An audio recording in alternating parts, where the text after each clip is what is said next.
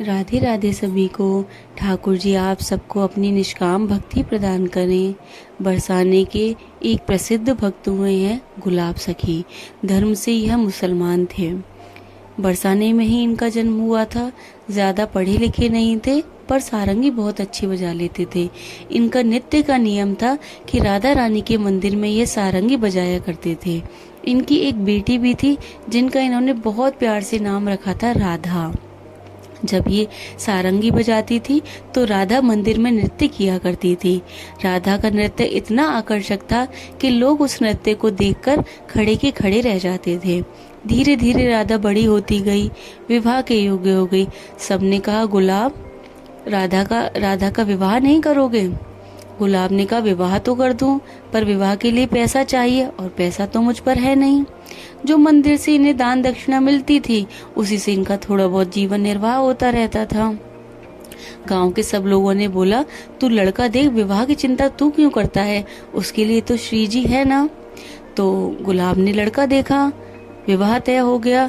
गोस्वामियों ने और बरसाने के लोगों ने मिलकर राधा का विवाह कर दिया। राधा आनंद में विदा हो गई ससुराल के लिए। अब क्या होता है, क्योंकि इनकी एकमात्र जीवन का सहारा थी, इकलौती बेटी थी, तो बहुत प्रेम करने के कारण इन्हें राधा की याद सताने लगी। इन्हें राधा की इतनी याद सताने लगी कि इन्होंने सारंगी बजाना सब छोड़कर ये दिन रात उसकी याद में ही रोते रहते थे। एक बार क्या हुआ, इनको 3 दिन 3 रात हो गए राधा के विरह में रोते हुए।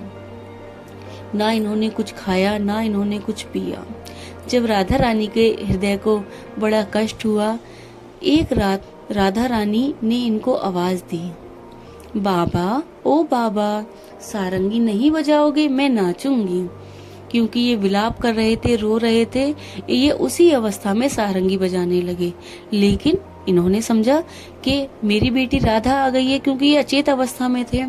लेकिन जैसे ही राधा रानी ने नृत्य शुरू किया तो जो उनके नुपुर की झनकार थी, उसमें जो आकर्षण था, उन्होंने इनके हृदय को झकझोर दिया।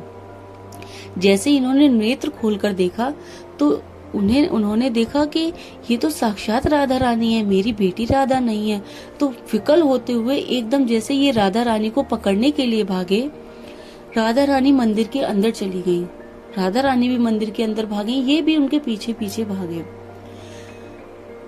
जब ये हुआ उसके बाद राधा रानी के नृत्य के बाद, इस घटना के बाद गुलाब को बहुत टाइम तक, बहुत समय तक किसी ने नहीं देखा।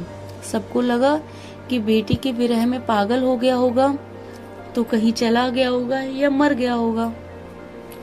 गोस्वामी जी ने भी खूब खोज करी लेकिन नहीं पता लगा। सभी बहुत दुख हुए गुलाब के जाने से, लेकिन किसी को कुछ पता नहीं था कि गुलाब के साथ क्या हुआ। एक दिन गोस्वामी जी राधा रानी की सेवा से आ रहे थे, तो झाड़ियों के पीछे से गोस्वामी जी को आवाज आई, बाबा, ओ बाबा, गुसाई जी, ओ गुसाई जी।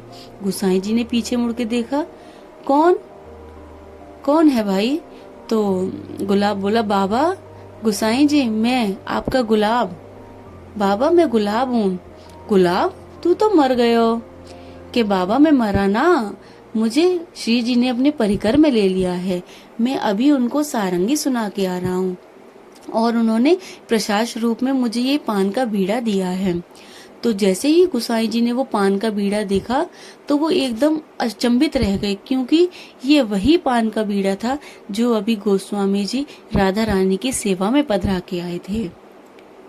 उस दिन से गुलाब सखी के नाम का चबूतरा बरसाने में बनवाया गया। आज भी पीली पोखर से प्रेम सरोवर तक को जो रास्ता गया है, वहां पर गुलाब सखी के नाम का चबूतरा है। उनका एक स्थान है जो बहुत ही सुंदर, बहुत ही रमणीक है।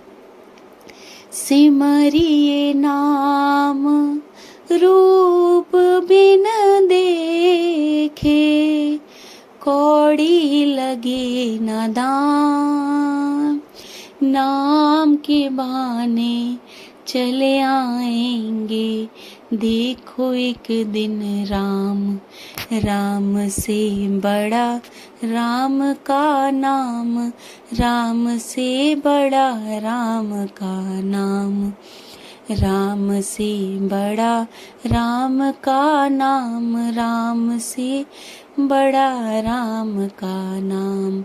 जय जय श्री राधे, जय जय श्री राधे। अगर आपको ये कथा सुंदर लगी हो तो मेरे चैनल को शेयर, सब्सक्राइब, कमेंट, लाइक ज़रूर करें। राधे राधे।